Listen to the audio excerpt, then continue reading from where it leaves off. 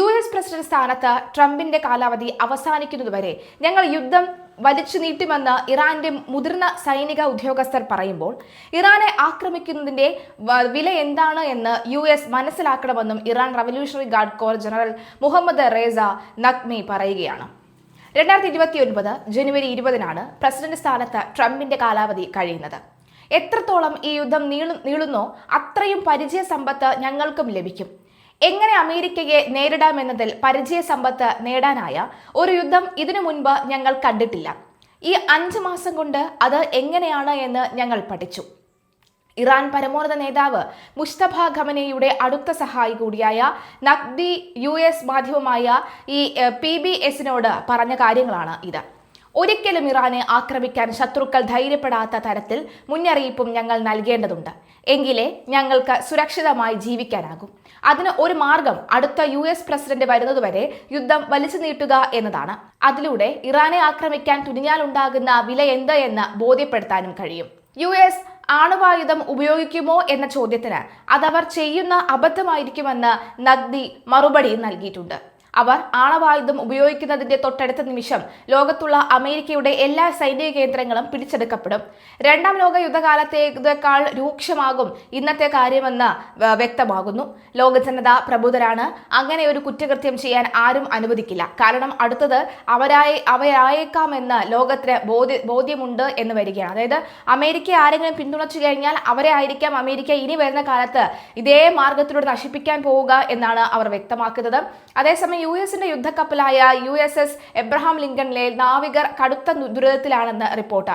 9 മാസത്തോളമായി കടലിൽ കഴിയുന്ന യുദ്ധക്കപ്പലിലെ നാവികരുടെ മരണസംഖ്യ വർദ്ധിക്കുകയും ഏതാനും പേർ ജീവനെടുക്കുകയും ചെയ്തതായി ഇവരുടെ കുടുംബാംഗങ്ങളെ ഉദ്ധരിച്ച് മിലിറ്ററി ടൈംസ് റിപ്പോർട്ട് ചെയ്യുന്നു. 280 ദിവസം തുടർച്ചയായി കരയിലെത്താതെ കടലിൽ തുടർന്നെന്ന റെക്കോർഡിലാണ് USS എബ്രഹാം ലിങ്കൺ. 5000-ഓളം നാവികരും മറീനുകളുമാണ് കപ്പലിൽ ഉള്ളത്. നാവികരുടെ ദുരിത ജീവിതത്തെ ചൊല്ലി കഴിഞ്ഞ വ്യാഴാഴ്ച സാൻ ഡിയാഗോയിലെ ടൗൺ ഹാളിൽ ഇവരുടെ കുടുംബാംഗങ്ങളും നാവിക ഉദ്യോഗസ്ഥരുമായി തർക്കമുണ്ടെന്ന് ഈ സ്റ്റാർഡ് ആൻഡ് സർപ്രൈസും റിപ്പോർട്ട് ചെയ്തിട്ടുണ്ട്. ഞാൻ നാളെ രാവിലെ എഴുന്നേൽക്കില്ലെന്ന് പ്രതീക്ഷിക്കുന്നു എന്ന് തന്റെ ഭർത്താവ് സന്ദേശം അയച്ചതായി ഒരു സ്ത്രീ നേവി ആക്ടിംഗ് സെക്രട്ടറി ഹങ് ചൌവിനോട് പറയുന്നു. സൈന്യത്തിനോടുണ്ടായിരുന്ന വിശ്വാസം ഇല്ലാതാവുകയാണെന്നും മറ്റൊരു നാവികന്റെ കുടുംബാംഗങ്ങളും ആരോപിച്ചു. കപ്പലിലെ ജോലി തുടർച്ചയായി നീണ്ടുപോയതോടുകൂടി ഒരു നാവികൻ കപ്പലിന്റെ മുകളിൽ നിന്നും ചാടാൻ ശ്രമിച്ചതായും റിപ്പോർട്ട് ണ്ട്. സമ്മർദ്ദത്തെ തുടർന്നാണ് നാവികർ അങ്ങനെ ചെയ്തതെന്നും ഇപ്പോൾ അദ്ദേഹത്തിന് തന്റെ കരിയറിനെ കുറിച്ചോർത്ത് ഭയമുണ്ടെന്നും നാവികന്റെ ഭാര്യ അന്നബെല്ല ലോമ പറയുന്നു. കപ്പലിൽ നിന്നും ചാടാൻ ശ്രമിച്ച ഒരു നാവികൻ തന്റെ ഭർത്താവാണ് രക്ഷിച്ചതെന്നും മറ്റൊരു നാവികന്റെ ഭാര്യയും വെളിപ്പെടുത്തി. നവംബർ 21-നാണ് USS എബ്രഹാം ലിങ്കൺ സാൻ ഡിയാഗോയിൽ നിന്ന് പുറപ്പെട്ടത്. പസഫിക്കിലേക്ക് പുറപ്പെട്ട കപ്പൽ ഇറാനുമായുള്ള യുദ്ധം തുടങ്ങിയതിനു ശേഷം പശ്ചിമേഷ്യയിലേക്ക് തിരിച്ചുവിടുകയായിരുന്നു. ശേഷം കഷ്ടിച്ച 2 മാസം മാത്രമാണ് നാവികർ കര കണ്ടത്. കപ്പലിലെ നാവികരുടെ ജോലി മെയ്യിൽ അവസാനിച്ചിരുന്നുവെങ്കിലും ഇത് പലതവണയായി നീട്ടുകയായിരുന്നു. US നാവികസേനയുടെ കരുത്തുറ്റ വിമാനവാഹിനി കപ്പലായ USS എബ്രഹാം ലിങ്കണിൽ നിന്നും സൈനികർ കടലിലേക്ക് ചാടാൻ ശ്രമിച്ചെന്ന റിപ്പോർട്ടുകൾ വലിയ ഞെട്ടലാണ് സൃഷ്ടിച്ചിരിക്കുന്നത്. മാസങ്ങളോളമായി തുടരുന്ന കടൽവാസം, കഠിനമായ ജീവിത സാഹചര്യങ്ങളും വിദേശത്തെ യുദ്ധഭൂമിയിലെ അനിശ്ചിതത്വവുമാണ് എല്ലാം ഇവരെ ഈ ഒരു അവസ്ഥയിലേക്ക് തള്ളിവിട്ടത്. അമേരിക്കൻ നാവികസേനയുടെ വിഭാഗത്തിൽപ്പെട്ട ന്യൂക്ലിയർ പവേർഡ് വിമാനവാഹിനി കപ്പലാണ് USS എബ്രഹാം ലിങ്കൺ. ഏകദേശം 5000-ഓളം നാവികരും നാവിക വ്യോമസേനാംഗങ്ങളും ഇതിലുണ്ട്. അതീവ ആധുനിക യുദ്ധവിമാനങ്ങൾ, ഹെലികോപ്റ്ററുകൾ, മിസൈൽ പ്രതിരോധ സംവിധാനങ്ങൾ എന്നിവ വഹിക്കുന്ന ഈ കപ്പലുകൾ ആകാശത്തെയോ കടലിലെയോ ഏത് ലക്ഷ്യത്തെയും തകർക്കാൻ ശേഷിയുള്ള ഒരു സഞ്ചരിക്കുന്ന എയർബസ് ആണ്. 2025 നവംബർ 21-നാണ് ഈ കപ്പൽ സാൻ ഡിയാഗോയിൽ നിന്ന് പസഫിക് മേഖലയിലെ സാധാരണ പര്യടനത്തിനായി പുറപ്പെട്ടത്. 2026 മെയ് മാസത്തോടുകൂടി ദൗത്യം പൂർത്തിയായി മടങ്ങേണ്ടതായിരുന്നു. പശ്ചിമേഷ്യയിൽ ഇറാനുമായി US-ഇസ്രായേൽ സംഘർഷം കടുക്കുകയും യുദ്ധസമാനമായ സാഹചര്യങ്ങൾ ഉടലെടുക്കുകയും ചെയ്തതോടുകൂടി കപ്പലിന്റെ സഞ്ചാരപാത മാറ്റി. ജനുവരി മുതൽ മിഡിൽ ഈസ്റ്റിൽ US സേനയുടെ പ്രധാന ആസ്ഥാനമായി നിലയുറപ്പിച്ചിരിക്കുകയാണ് ഈ വിമാനവാഹിനി. ഇറാന്റെ ഡ്രോണുകളെ വെടിവെച്ചിടാനും മിസൈൽ ആക്രമണങ്ങൾക്ക് മറുപടി നൽകാനും മുൻനിരയിൽ നിൽക്കുന്നത് ലിങ്കണിലെ പടക്കപ്പലുകളും വിമാനങ്ങളുമാണ്. US നാവികസേനയുടെ വിമാനവാഹിനികളുടെ ഒരു സാധാരണ പര്യടനം മാസങ്ങൾ എന്ന് പറയുന്നത് 180 എബ്രഹാം ലിങ്കണിലെ സൈനികർ ഇപ്പോൾ 9 മാസത്തിലധികമായി തുടർച്ചയായി കടലിലാണ്. മടക്കയാത്രയുടെ തീയതി പലതവണ മാറ്റി നിശ്ചയിച്ചു. എന്നാൽ തിരികെ നാട്ടിലേക്ക് പോകാൻ കഴിയുക എന്നതിനെക്കുറിച്ച് യാതൊരു ഉറപ്പുമില്ലാത്ത അനിശ്ചിതത്വമാണ് നാവികരെ തളർത്തുന്നത്. കഴിഞ്ഞ 9 മാസത്തിനിടെ ഇവർക്ക് 2 ദിവസം മാത്രമാണ് കര തൊടാൻ കഴിഞ്ഞതത്രേ. മാത്രമല്ല ഒന്ന് ഗുവാമിലും മറ്റൊന്ന് ഒമാനിൽ ഇന്ധനവും ഭക്ഷണവും നിറയ്ക്കാനായി നിർത്തിയപ്പോഴാണ്. US സേനയിലെ ഏറ്റവും കഠിനമായ കായിക മാനസിക പരിശീലനങ്ങൾ ലഭിക്കുന്നവരാണ് മറീനുകളും നാവികരും. എങ്കിലും നിലവിലെ പ്രതിസന്ധിയുടെ കാരണം പൂർണ്ണമായും വ്യക്തമല്ല. US കോൺഗ്രസ് അംഗങ്ങൾ പുറത്തുവിട്ട വിവരമനുസരിച്ച് കപ്പലിൽ ബാത്റൂമുകളിലും ഷവറുകളിലും പൂപ്പൽ കയറിയ അവസ്ഥയാണ്. ആഴ്ചകളോളം ചൂടുവെള്ളമോ അലക്കാനുള്ള സൗകര്യമോ ഇല്ല. ടൂത്ത് പേസ്റ്റ്, സോപ്പ്, ഡിയോഡറന്റ് തുടങ്ങിയ അടിസ്ഥാന സൗകര്യങ്ങൾ ലഭിക്കുന്നില്ല. പലപ്പോഴും ഭക്ഷണവും ലിമിറ്റഡ് ആണത്രേ. ഇറാനിൽ നിന്നുള്ള മിസൈൽ, ഡ്രോൺ ഭീഷണികൾ കാരണം 24 മണിക്കൂറും ജാഗ്രതയിലാണ് കപ്പൽ. നിരന്തരമായ അലാറങ്ങളും യുദ്ധഭീതിയും ഉറക്കമില്ലായ്മയിലേക്ക് നയിക്കുന്നു.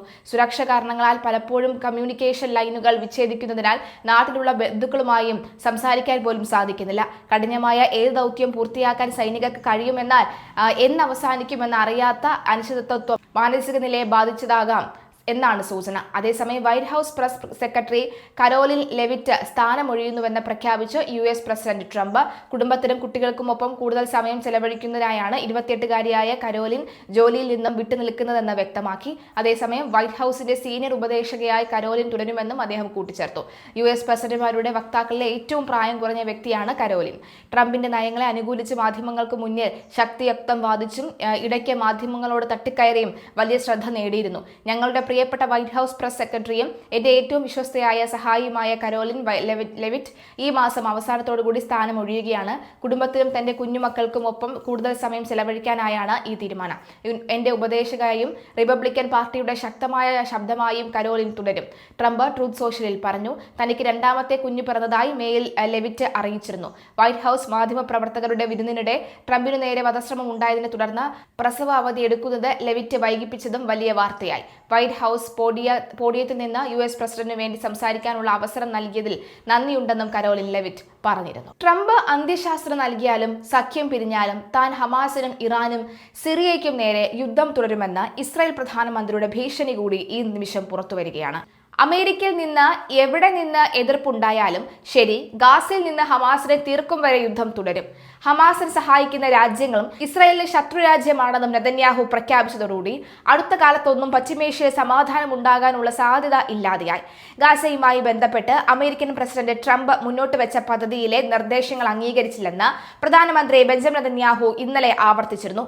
ഫലസ്തീൻ സായുധ സംഘടനയായ ഹമാസ് പൂർണ്ണമായും നിരായുധീകരിക്കപ്പെടുന്നതുവരെ ഗാസയിൽ നിന്ന് ഇസ്രായേൽ സൈന്യത്തെ പിൻവലിക്കില്ലെന്നും നെതന്യാഹു വ്യക്തമാക്കി. പശ്ചിമേഷ്യയിലെ സംഘർഷങ്ങൾക്ക് അയവ് വരുത്താനുള്ള ലോകരാജ്യങ്ങളുടെ ശ്രമങ്ങൾ പുരോഗമിക്കുന്നതിനിടയിലാണ് കടുത്ത നിലപാടുമായി ഇസ്രായേൽ പ്രധാനമന്ത്രി രംഗത്ത് വന്നിരിക്കുന്നത്. കഴിഞ്ഞ മാസം ഹമാസ് അംഗീകരിച്ച 15 പദ്ധതികൾ ഇസ്രായേൽ തള്ളുന്നതായി ഞായറാഴ്ച ചേർന്ന മന്ത്രിസഭാ യോഗത്തിലാണ് നെതന്യാഹു വ്യക്തമാക്കിയത്.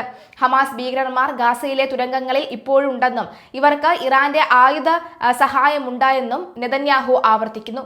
ഹമാസിനെ പൂർണ്ണമായി നിരായുധീകരിക്കപ്പെടുന്നതുവരെ അവസാനത്തെ ഹമാസ് നേതാവിനെ വധിക്കുന്നതുവരെയും ഇസ്രായേൽ സൈന്യം പോരാട്ടം തുടരുമെന്നും അതുവരെ ഗാസയിൽ നിന്ന് പിന്മാറില്ലെന്നുമാണ് നെതന്യാഹു വ്യക്തമാക്കിയിരിക്കുന്നത്. ഇസ്രായേൽ സൈനികർക്കും പൗരന്മാർക്കും നേരെയുള്ള ഹമാസിന്റെയും ഹൂതികളുടെയും ഭീഷണികൾ തടയുന്നതിനുള്ള നടപടികൾ തുടരുമെന്നും നെതന്യാഹു പറയുന്നു. അമേരിക്ക എന്തു പറഞ്ഞാലും അവരുടെ നിലപാടുകളോട് താൻ യോജിക്കില്ലെന്നും ഇസ്രായേലിന് സ്വന്തമായ നിലപാടുണ്ടെന്നും ഇസ്രായേൽ പറയുന്നു. താൻ പ്രധാനമന്ത്രിയായിരുന്നിടത്തോളം കാലം പലസ്തീൻ രാഷ്ട്രം രൂപീകരിക്കപ്പെടുന്നില്ലെന്നും ഇവൻ പോയാലും അതിന് അനുവദിക്കില്ലെന്നും ഞായറാഴ്ച മന്ത്രിസഭാ യോഗത്തിൽ സംസാരിക്കവേ നെതന്യാഹു പ്രഖ്യാപിച്ചിരുന്നു.